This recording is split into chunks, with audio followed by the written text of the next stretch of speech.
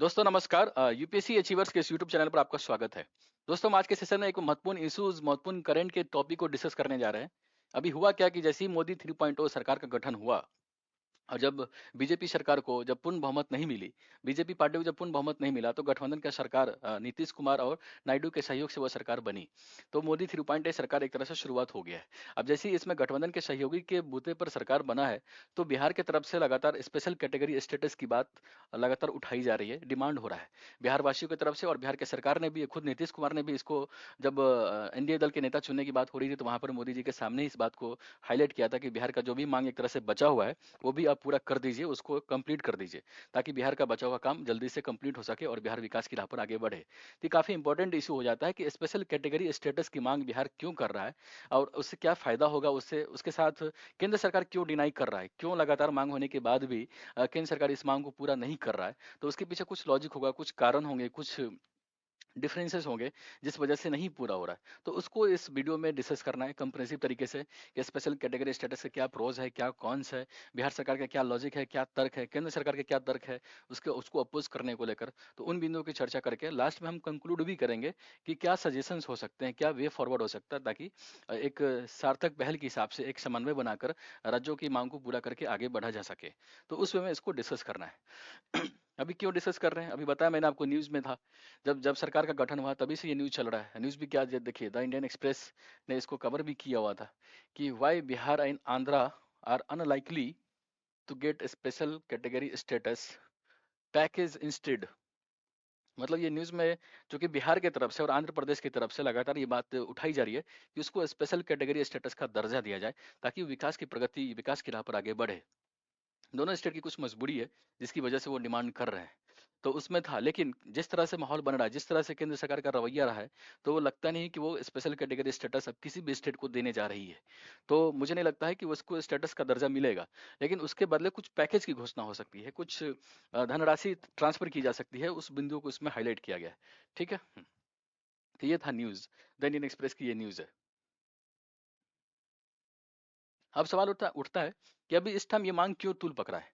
तो तूल वही है, रीजन वही है कि जब इलेक्शन आया, इलेक्शन का जब रिजल्ट हुआ, तो उसमें क्या था कि बीजेपी को 240 सीट मिला, टीडीपी को 16 सीट मिली, जेडीयू को 12 सीट मिला, एलजेपी को 5 सीट है, और एसएस जो है अदर्स, उसको 7 सीट मिला हुआ है। इस सब के गठबंधन से सरकार बना है, और इंडिया गठबंधन, एनडीए गठबंधन को 291 सीट, जो बहुमत का आंकड़ा कितना है, 272 चाहिए होता, उसको क्रॉस कर दिया, तभी वो सरकार बन पाई। पहले क्या था, मोदी 1.0 में एनडीए को, बीजेपी को पूर्ण बहुमत की सरकार वहां पर थी। जब मोदी 2.0 हुआ तो 2019 में जब सरकार बनी थी, तो वहां भी पूर्ण बहुमत उनको मिला हुआ था। तो गठबंधन के ऊपर काफी, गठबंधन सहयोगी के ऊपर निर्भरता नहीं थी उतना। लेकिन मोदी 3.0 में सरकार उतना मजबूत नहीं है, गठबंधन की सहयोग की अपेक्षा है। जो गठबंधन की सहयोगी है, चूंकि गठबंधन की सरकार है, तो इसमें अपेक्षित हो जाता है कि जो अदर पार्टीज है उनके मांग को भी सुना जाए, क्योंकि जब तक मांग को नहीं सुनेंगे, मांग को अनसुना कर देंगे, तो कैसे सामंजस्य बैठाएंगे, कैसे सामंजस्य बिठा के, समन्वय बिठा के सरकार को हम चला सकते हैं। तो उस समय इसको डिस्कस करना काफी इंपॉर्टेंट हो जाता है। और इसीलिए बिहार की तरफ से, बिहार सरकार की तरफ से लगातार ये मांग उठाई जा रही है कि अब हमारे स्पेशल कैटेगरी स्टेटस का जो डिमांड है, जो बरसों से भारत, बिहार इस चीज को लेकर एक तरह से आंदोलन भी करता रहा, डिमांड भी करता रहा, उसको पूरा किया जाए।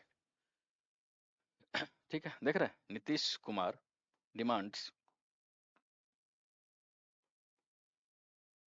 Special status for Bihar.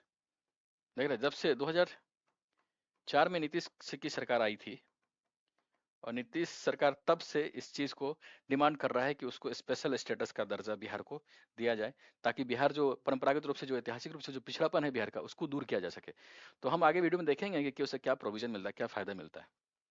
पहले न्यूज को डिस्कस करते हैं। ठीक है। अभी पूरा न्यूज था, पूरा कॉन्टेक्स्ट था, पूरा पूरा बैकग्राउंड में हमने डिस्कस कर लिया। अब मैं आपको समझाता हूँ कि स्पेशल कैटेगरी स्टेटस का मतलब क्या है, उसका मीनिंग क्या है, उसका अर्थ क्या है, उससे क्या फायदे होंगे और उसके क्या चैलेंजेस हैं, दोनों डिस्कस करने के साथ हम बिहार के परिप्रेक्ष्य में बात करेंगे, क्योंकि हमारा मेन टॉपिक ही बिहार के कॉन्टेक्स्ट में है कि बिहार क्यों डिमांड कर रहा है, फिर केंद्र सरकार नहीं दे रही है इस दर्जे को, तो उसके पीछे क्या लॉजिक है, उसको एक एक करके देखना है, समझना है।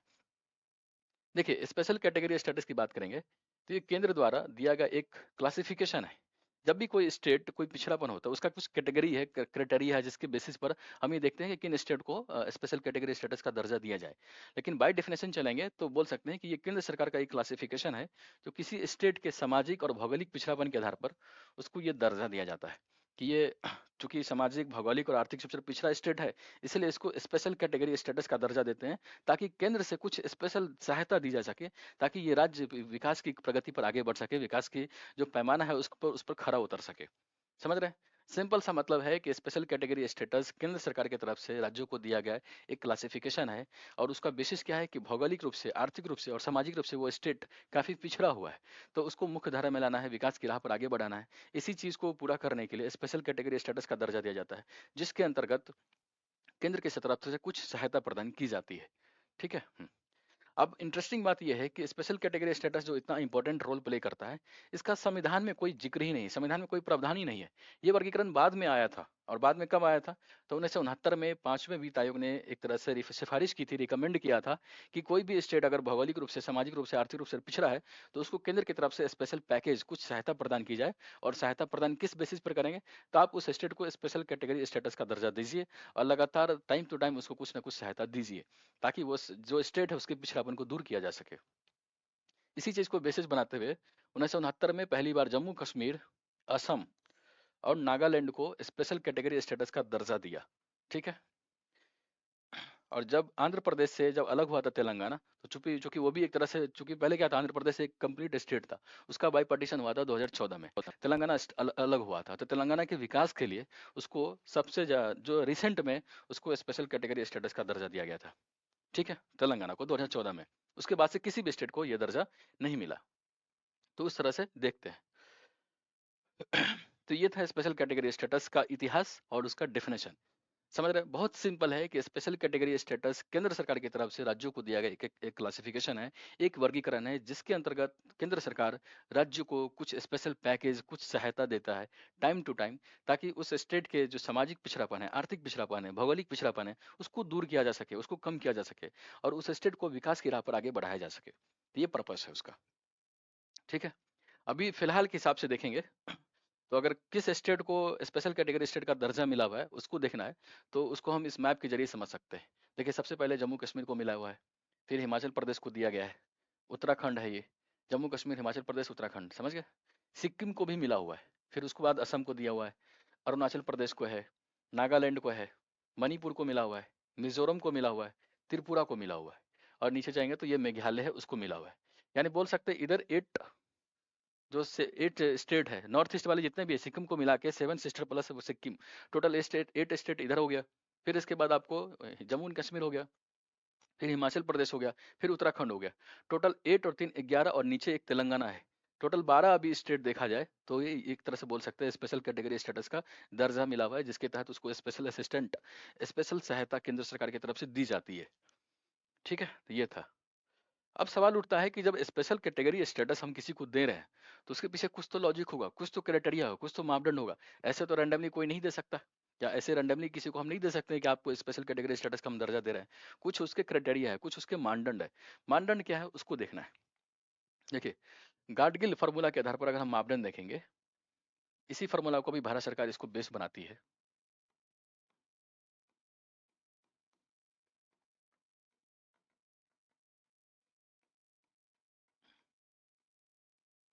स्पेशल कैटेगरी स्टेटस का जो भी बेसिस है, जो स्टैंडर्ड है, जो मापदंड है, वो गाडगिल फार्मूला के आधार पर है। और क्या है फार्मूला, किस बेसिस पर देता है?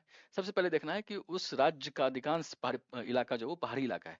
जैसे जम्मू कश्मीर क्या, वो पहाड़ी इलाका, उसका अधिकांश एरिया है। अब हिली स्टेशन, हिली रीजन में कोई क्षेत्र पड़ता है, राज्य का अधिकांश क्षेत्र, तो हिली रीजन में एक तरह से डेवलपमेंट करना काफी मुश्किल हो जाता है। वहाँ पर ट्रांसपोर्ट की एक्टिविटी, रोड बनाना, कनेक्टिविटी सुनिश्चित करना, जो बेसिक फैसिलिटी उसको पूरा करना काफी डिफिकल्ट हो जाता है प्लेन एरिया की अपेक्षा।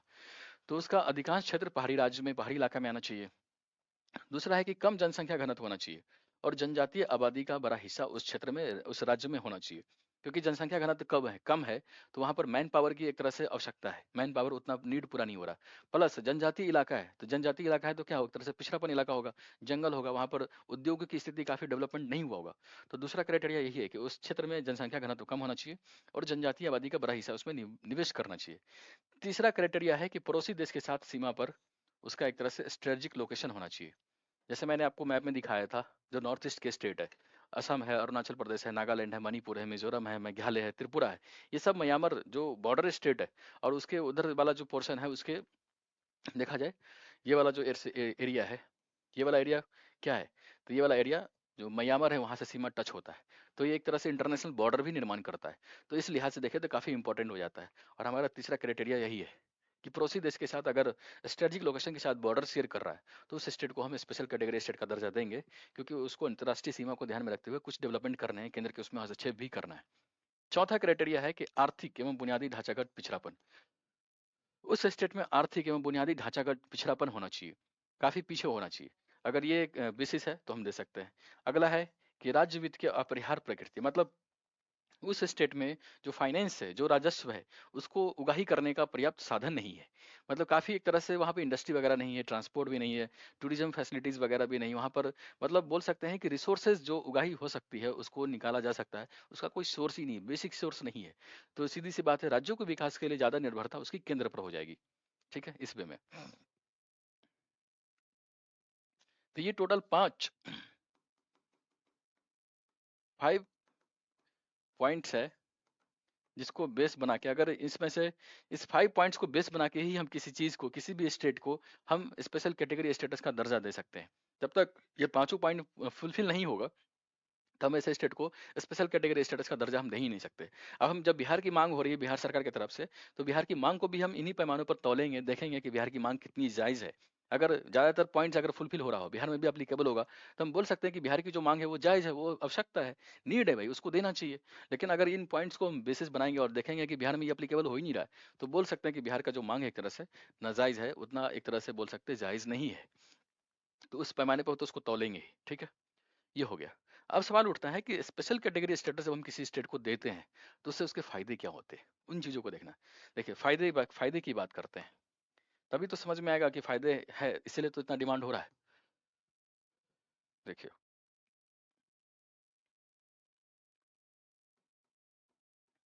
क्या फायदे होते हैं, प्रॉफिट या गेन बोल सकते हैं, अगर किसी हम स्टेट को स्पेशल स्पेशल कैटेगरी स्टेटस का दर्जा मिलता है तो उसे क्या फायदा मिलता है। देखिए, सबसे पहला जो फायदा होता है वो होता है रिसोर्स, जो संसाधन होते हैं, जो वित्त होते हैं, वित्त के स्रोत में वृद्धि होता है। अब देखिए, होता क्या है, केंद्र से आपको पता है केंद्र सरकार की तरफ से कुछ पैसा स्टेट को जाती है। हर साल स्टेट के विकास के लिए पैसा डिलीवर होता है। और कितना होता है, तो 14 फाइनेंस कमीशन ने क्या रिकमेंड किया था कि जो केंद्र जो टैक्स कलेक्शन है उसमें से करीब 42% प्रतिशत पैसा राज्यों को जाएगा, राज्यों को एक तरह से एलोकेट होगा। अब बाकी पैसा केंद्र की तरफ से रहेगा। तो केंद्र भी अब इस तरह से डेवल्यूशन हो गया। केंद्र सरकार कुछ स्कीम चलाती है। स्कीम पता है आपको, दो तरीके होते हैं, एक सेंट्रल सेक्टरल स्कीम, एक centrally sponsored scheme. Central sector scheme केंद्रीय क्षेत्र की योजना जो होता है उसमें केंद्र का हिस्सेदारी कितना होता है, 100% होता है। उसमें केंद्र सरकार की योजना होती है, केंद्र सरकार अपने दम पर ही पूरा पैसा वगैरह देती है और स्टेट्स में उसको क्रियान्वित करती है। लेकिन जो सेंट्रली स्पॉन्सर्ड स्कीम होता है उसमें राज्यों की भी हिस्सेदारी होती है और केंद्र की भी हिस्सेदारी होती है। अब डिपेंड करता है कि वो स्टेट कैसा है। अगर वो स्पेशल कैटेगरी स्टेटस वाला स्टेट है तो केंद्र की तरफ से 90% पैसा जाता है राज्य को, उस स्टेट को, और 10% पैसा ही राज्य को देना होता है। लेकिन अगर स्पेशल कैटेगरी स्टेटस वाला दर्जा कोई स्टेट नहीं है तो 60% पैसा केंद्र देगा, 40% पैसा आपको देना होगा, स्टेट को देना होगा। तो ये फायदा है, समझ रहे हैं। वित्त का स्रोत, यानी बोल सकते हैं कि जो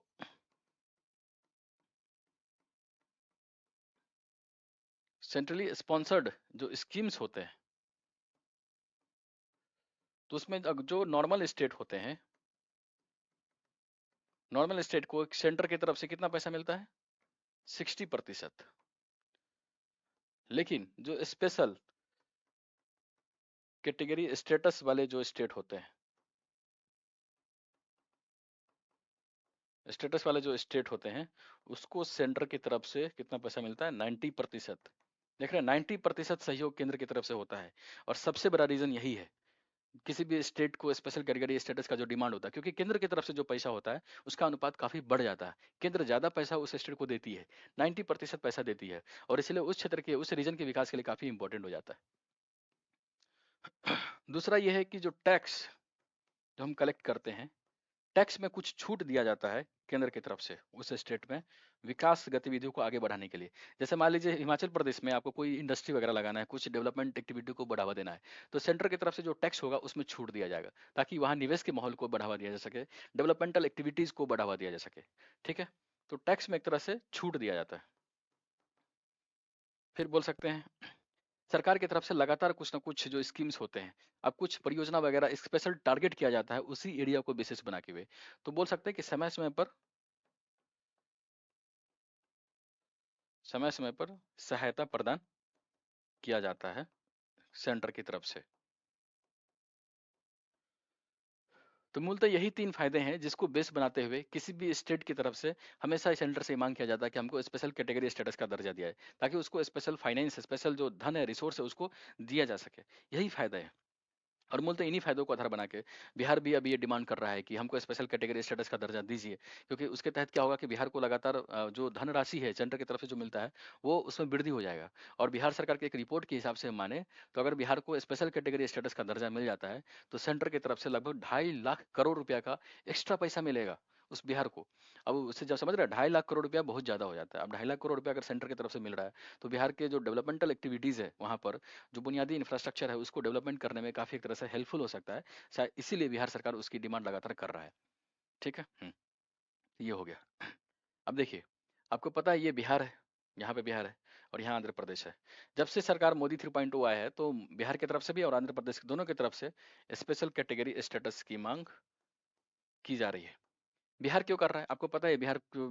बिहार की तरफ से कुछ लॉजिक हम उसको डिस्कस करेंगे। आंध्र प्रदेश भी मांग कर रहा है। आंध्र आंध्र प्रदेश क्यों कर रहा है? तो आपको पता है कि 2014 में आंध्र प्रदेश का बंटवारा हुआ था और तेलंगाना स्टेट बना था। जब तेलंगाना स्टेट बना था तो तेलंगाना में आंध्र प्रदेश के जो कुछ महत्वपूर्ण रिसोर्सफुल एरिया है वो एक तरह से ट्रांसफर हो गया था तेलंगाना को। तो तेलंगाना को विकास के लिए तो स्पेशल कैटेगरी स्टेटस का दर्जा मिल गया, लेकिन आंध्र प्रदेश जो इतना रिसोर्सेज की जो हानि हुआ है, जो रिसोर्सफुल एरिया जो था जो तेलंगाना स्टेट में चला गया था, तो आंध्र के डेवलपमेंट के लिए भी लगातार आंध्र प्रदेश की तरफ से, आंध्र प्रदेश की सरकार की तरफ से स्पेशल कैटेगरी स्टेटस की बात की जा रही है कि हमको भी स्पेशल कैटेगरी स्टेटस का दर्जा दीजिए, ताकि आंध्र प्रदेश के विकास को सुनिश्चित किया जा सके। ठीक है, ये है। अब सवाल उठता है कि बिहार क्यों इस तरह से डिमांड कर रहा है? हमने तो स्पेशल कैटेगरी स्टेटस के फायदे दिखा दिए कि ये से फायदा मिलता है, लेकिन बिहार का अपना जो डिमांड है उसके पीछे कुछ लॉजिक है। उस लॉजिक को समझते हैं कि बिहार जो स्पेशल कैटेगरी स्टेटस का डिमांड कर रहा है उसके पीछे क्या लॉजिक है, क्या पॉइंट्स है, क्या उसकी डिमांड है जो इस बात को तर्क दे रहा है। इस पॉइंट को हम समझेंगे तभी हम समझ पाएंगे कि बिहार की मांग कितनी एक तरह से जायज है। सबसे पहला जो एक तरह से बिहार का लॉजिक है, बिहार सरकार का कहना है कि बिहार परंपरागत रूप से ऐतिहासिक और संरचनात्मक रूप से पिछड़ा है। ऐतिहासिक और संरचनात्मक चुनौतियां वहां पर काफी है। ऐतिहासिक क्या है? आपको पता है कि ऐतिहासिक रूप से बिहार में जो इंडस्ट्री लगना चाहिए वो इंडस्ट्री नहीं लगा। जो इकोनॉमी डेवलपमेंट होना चाहिए जिस गति से, वो नहीं हुआ। जो इन्वेस्टमेंट होना चाहिए बिहार में वो भी नहीं हुआ। तो बिहार सरकार का कहना है कि ऐतिहासिक रूप से बिहार में जो इंडस्ट्री उद्योग लगना चाहिए, निवेश की जो एक तरह से संस्कृति वहाँ डेवलपमेंट होना चाहिए, जो इस तरह से डेवलपमेंट, इकोनॉमिक डेवलपमेंट होना चाहिए, जो रोजगार के अवसर डेवलपमेंट होना चाहिए, ऐतिहासिक रूप से बिहार में इस तरह से कोई भी एक्टिविटी नहीं हुआ, जिस वजह से बिहार ऐतिहासिक रूप से पिछड़ा है। और संरचनात्मक चुनौती क्या है?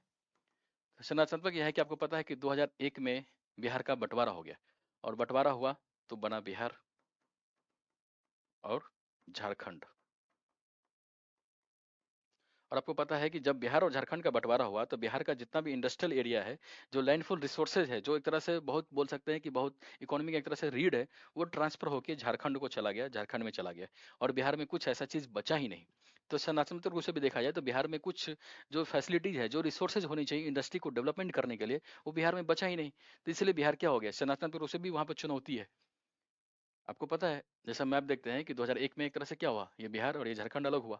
और इस तरह से देखेंगे तो बिहार का जो महत्वपूर्ण जो लैंडफुल जो रिसोर्सफुल एरिया था, जो इंडस्ट्री वगैरह था, वो ट्रांसफर हो गया झारखंड को। तो झारखंड तो बोल सकते हैं बिहार से ज्यादा प्रोग्रेस कर रहा है, क्योंकि वहाँ पर इंडस्ट्री वगैरह है, माहौल है, इंप्लॉयमेंट वहाँ पे जनरेट हो रहा है और इकोनॉमिक डेवलपमेंट में महत्वपूर्ण भूमिका निभा रहा है। लेकिन बिहार में ऐसा कुछ सिनेरियो नहीं दिखाई पड़ता। तो पहला पॉइंट यही है कि चूंकि बिहार में ऐतिहासिक और संरचनात्मक चुनौती है, बिहार की अपनी कुछ मजबूरियां हैं, ये सब जो समस्याएं दिखाई पड़ती है उसको दूर करने के लिए बिहार को स्पेशल कैटेगरी स्टेटस का दर्जा दिया जाना चाहिए, ताकि केंद्र की तरफ से जो पैसा है उसको बढ़ाया जा सके, केंद्र की सहायता को बढ़ाया जा सके और बिहार को विकास के राह पर आगे बढ़ा सके। ये था। दूसरा लॉजिक है कि प्राकृतिक आपदा बिहार में काफ़ी आता रहता है। आपको पता है ये बिहार का मैप है और बिहार के मैप में ये वाला जो रीजन है वो क्या है? नॉर्थ। और नीचे वाला जो एरिया है वो क्या है? साउथ। आपको पता है जो नॉर्थ रीजन रीजन है, ये वाला जो एरिया है नॉर्थ बिहार में, वो हमेशा बाढ़ की स्थिति रहती है। और जो साउथ बिहार है, जो नीचे वाला पोर्शन है, ये हमेशा सूखे की स्थिति में रहती है। तो बोल सकते हैं कि बिहार में साल भर कुछ ना कुछ आपदा आता रहता है। जब बाढ़ की स्थिति होती है तो इस तरह से चीज़ें वहाँ दिखाई पड़ती है। और बाढ़ से निपटने के लिए सीधी सी बात है कि स्पेशल स्टेटस, स्पेशल पैकेज की जरूरत है ताकि बिहार सरकार बाढ़ से निपट सके। कुछ जो प्रोग्रेस करना चाहिए, चुनौती को दूर करना चाहिए, उसके लिए पैसे की जरूरत है। तो इसलिए बिहार की तरफ से डिमांड हो रहा है कि चूंकि प्राकृतिक आपदा यहाँ पर लगातार आता रहता है, इसलिए केंद्र की तरफ से स्पेशल कैटेगरी स्टेटस का दर्जा दिया जाए ताकि कुछ रिसोर्स यहाँ पर मिल सके। अगला है बुनियादी ढांचे का अभाव। तीसरा लॉजिक यही है कि बुनियादी ढांचा नहीं है। मतलब देख रहा है जैसे ये हेल्थ हॉस्पिटल की जो स्थिति है, देख रहे हैं पानी है यहाँ पर, किस तरह से कंडीशन है, बेड वगैरह सब फैसिलिटी नहीं है, बेसिक हॉस्पिटल फैसिलिटी जो होना चाहिए वो नहीं है। स्कूल इंफ्रास्ट्रक्चर वगैरह से उतना डेवलपमेंट नहीं है। रोड इंफ्रास्ट्रक्चर देख रहे हैं, रोड की क्या कंडीशन है। तो बुनियादी ढांचे का बिहार में काफ़ी अभाव है। रोड इंफ्रास्ट्रक्चर नहीं है, हेल्थ इंफ्रास्ट्रक्चर नहीं है, स्कूल का जो बिल्डिंग्स वगैरह थी उतना डेवलपमेंट नहीं है। तो उन सबको ठीक करने के लिए, सुनिश्चित करने के लिए केंद्र की तरफ से स्पेशल फायदे की जरूरत है, स्पेशल राशि की जरूरत है और इसीलिए स्पेशल कैटेगरी स्टेटस की मांग की जा रही है। अगला लॉजिक जो बिहार सरकार की तरफ से दिया जाता है कि बिहार में गरीबी गरीबी और सामाजिक विकास काफ़ी कम है। गरीबी की संख्या बहुत ज़्यादा है। आपको पता है कि बिहार में एक तरह से बोलते हैं बीमारू राज्य। मजदूर वगैरह सब आपको पता है, वो बाहर जाके काम करते हैं।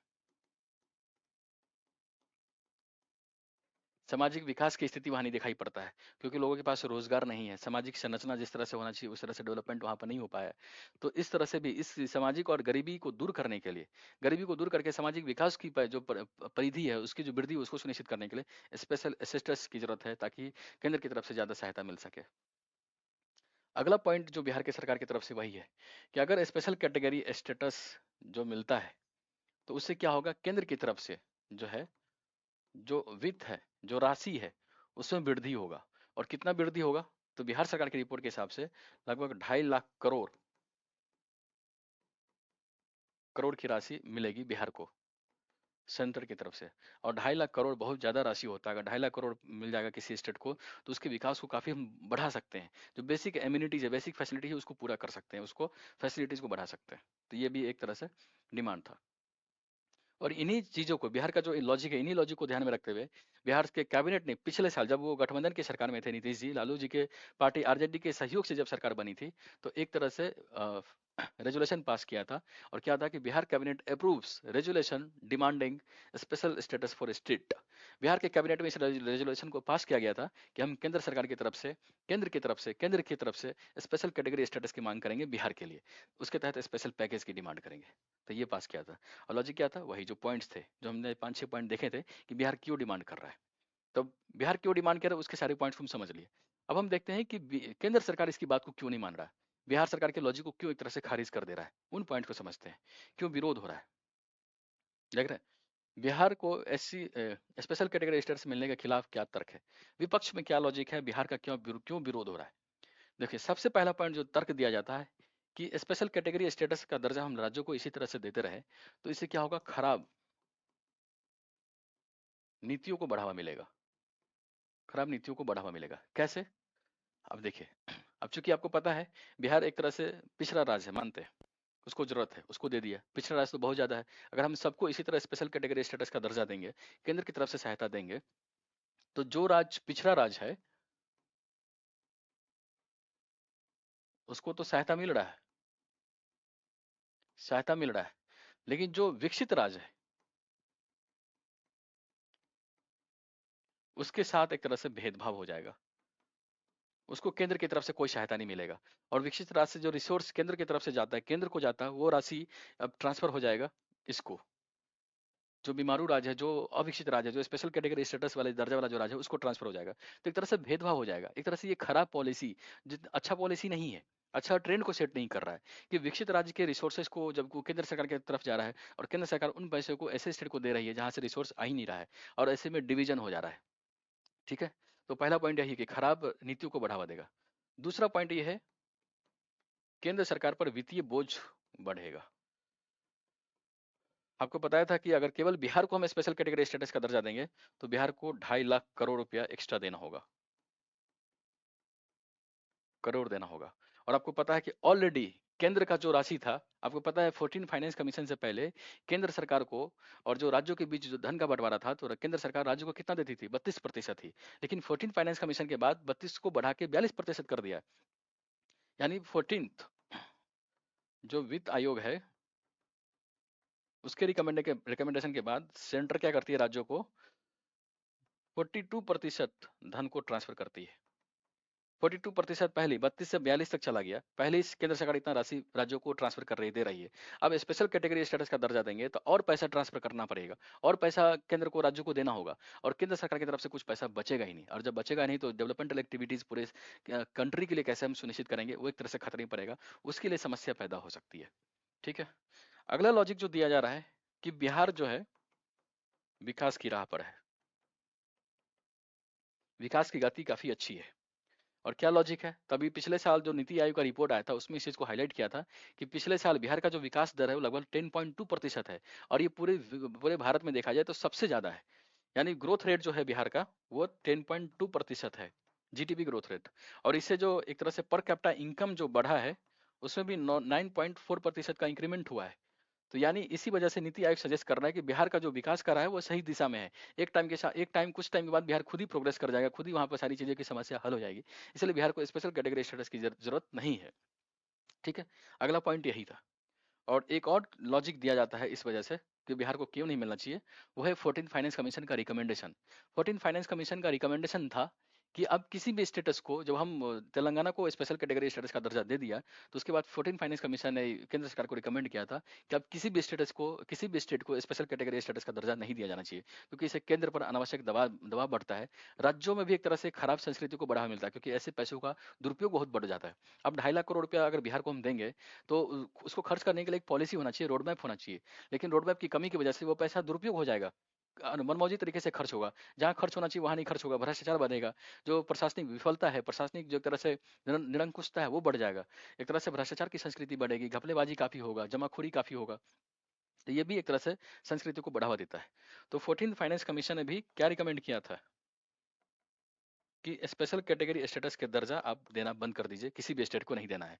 हाँ, स्पेशल पैकेज दे सकते हैं अगर बहुत नीड है तो, लेकिन दर्जा देने की जरूरत नहीं है, स्टेटस स्पेशल कैटेगरी स्टेटस को देने की आवश्यकता नहीं है। ठीक है, अब देख रहे हैं ज्यादातर प्रदेश कह रहे हैं। 2014 में देख बताया मैंने आपको कि आंध्र प्रदेश भी मांग कर रहा है।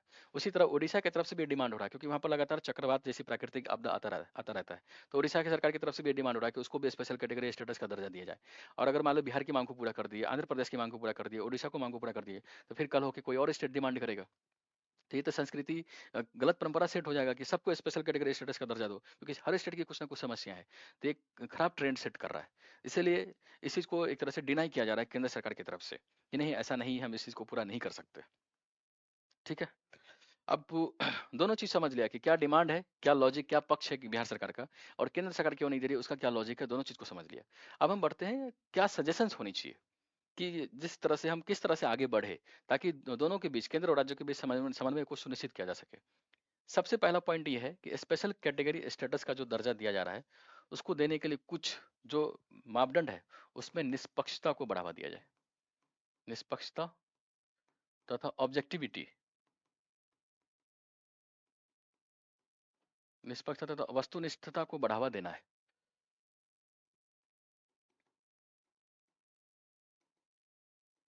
इम्पार्शलिटी एंड ऑब्जेक्टिविटी को बढ़ावा देना है। निष्पक्षता तथा वस्तुनिष्ठता क्या मतलब है? मतलब अगर किसी राज्य को नीड है स्पेशल कैटेगरी स्टेटस देने की, तो उसका बेस क्या होना चाहिए? कुछ डेटा होने चाहिए, कुछ फैक्ट्स होने चाहिए, कुछ उसके जो नीड है रियलिटी में उसको देखना चाहिए, ना कि राजनीतिक मंशा से गठबंधन को, सरकार को बचाने के लिए और किसी अलग वो जो हित है उसको पूरा करने के लिए। ये बेसिस नहीं होना चाहिए। तो सबसे पहला लॉजिक यही है। दूसरा है कि 2014 में रघुराम राजन समिति ने एक रिकमेंड किया था। उन्होंने रिकमेंड किया था कि स्पेशल कैटेगरी स्टेटस का दर्जा देने के बजाय अगर किसी स्टेट को नीड है केंद्र की सहायता की तरफ से, तो कुछ पैकेज दिया जाए, स्पेशल पैकेज की घोषणा की जा सकती है। और स्पेशल पैकेज देने के लिए कुछ लॉजिक हो सकता है। लॉजिक क्या हो सकता है? तो आप मल्टी डायमेंशनल कुछ इंडेक्स निकालिए। मल्टी डायमेंशनल इंडेक्स आप निकालिए और देखिए कि इस इंडेक्स में किस स्टेट की स्थान कहाँ पर है। उस इंडेक्स के आधार पर आप तय करिए कि ये स्टेट को कितना नीड है और उसी हिसाब से पैकेज को डिफाइन करिए, पैकेज को एलोकेट करिए। ठीक है? मल्टी डायमेंशनल इंडेक्स को बेस बनाया जाए। ठीक है? इस बेसिस पर ही आप दे सकते हैं कि हाँ, बिहार जैसे बिहार का डिमांड हो रहा है कि स्पेशल कैटेगरी स्टेटस का दर्जा दिया ना चाहिए। तो देखिए कि उस इंडेक्स में बिहार कहाँ ठहरता है। अगर बिहार को सच में नीड है, लगता है कि उस इंडेक्स के आधार पर बिहार काफ़ी पिछड़ापन है, तो वहाँ पर आप पैकेज की घोषणा करिए। बाकी स्पेशल कैटेगरी स्टेटस का दर्जा मत दीजिए। कुछ असिस्टेंट, कुछ सहायता दीजिए, कुछ धनराशि दीजिए, ताकि बिहार के स्टेट प्रोग्रेस को सुनिश्चित किया जा सके। ठीक है? तो ठीक है, तो इस पूरे वीडियो को हम यहीं समाप्त करते हैं। हमने स्पेशल कैटेगरी स्टेटस के जितने भी डिमांड थे, उसके क्या फ़ायदे हो सकते हैं, बिहार का क्या पक्ष है, केंद्र सरकार का क्या लॉजिक है, क्या तर्क है, सबको देख लिया। सबको देखते हुए हमने सजेशंस की भी बात की कि क्या सजेशंस हो सकता है। और सबसे ज़रूरी ये है कि सजेशंस के साथ हमने इस चीज़ को भी समझा कि कोई भी काम अगर ढंग से करना है, तो उसमें केंद्र और राज्य का सहयोग और समन्वय काफ़ी अपेक्षित है। क्योंकि कोऑपरेटिव कोऑपरेटिव फेडरलिज्म की जो एक तरह से बेसिस है, वो इसी चीज़ पर टिका हुआ है कि सामंजस्य बैठाना बहुत ज़रूरी है। ठीक है? तो इस वीडियो को यही समाप्त करते हैं। मिलते हैं अगले लेक्चर में किसी नए कॉन्सेप्ट के साथ। तब तक के लिए जय हिंद, जय भारत।